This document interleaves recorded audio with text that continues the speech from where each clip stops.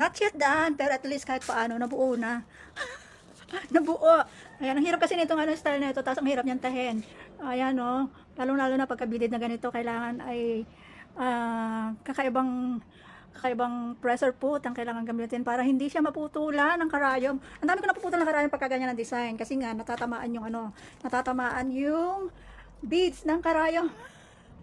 Ayan, mataba yung ano, medyo malaki yung ano, yung may-ari nitong gown na to. Pero at least ayan, ganda. Ganda ng prone niya. Hindi ko pa nalalagyan ng tahi yung laylayan niya kasi nga mahabang proseso pa. Ang isang wedding gown inaabot ng ilang buwan bago matapos. Ayan, tapos dito marami pang ilalagay dito. Marami pa yung ilalagay ng mga additional na beads. Ayan, ito pa. Ito, ayan. May mga ilalagay pa dyan na beads. Ito, idadagdag pa dito yan. Lalagyan pa yun dito. Yung mga kasunod niyan, ayan, papahabain pa yan. Pero hindi na ako maglalagay nun. Iba na. Ayan, o diba? Nagandahan ko dito sa ano niya, sa sleeves niya.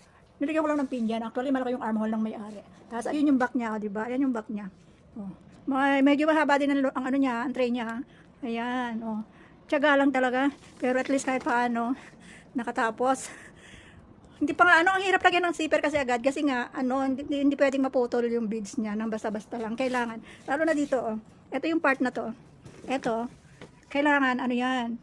Oh, hindi mo pwede yung lagyan agad ng ano, nang hindi sakto sa body. Kasi pag nilagay ko na yung zipper, tapos kailangan palang iluwag o ikipot, iluwag. So, hindi, kailangan ko magtanggal ng beads. So, yun yung iniisip ko kaya hindi pa nilalagyan ng zipper. Ayan, ganyan kadetalye ang gumawa ng wedding gown. Ayan. O, diba? Ang ganda. Medyo malaki yung may-ari, kaya talagang nahirapan. Ayan. Ang luwang ng skirt niyan. Medyo, ano siya, maluwang siya. May cuttings pa to. Ayan. May cuttings yan. Kaya medyo, medyo natagalan ako dyan. Tapos kung ano yung size ng nasa loob, yun din ang size ng nasa labas, kaya ang hirap. May mga lalagay pa dyan ng mga, lalagyan pa yan ng ng tool, lalagyan pa ng sa loob, yung, dito,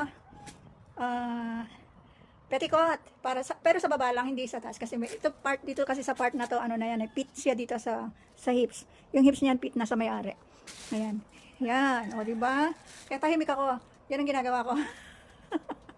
Pag tahimik ang lola, ang ginagawa yan. O yan, o di ba? Thank you Lord, nakatapos na naman ang isang trabaho, pahinga na uli.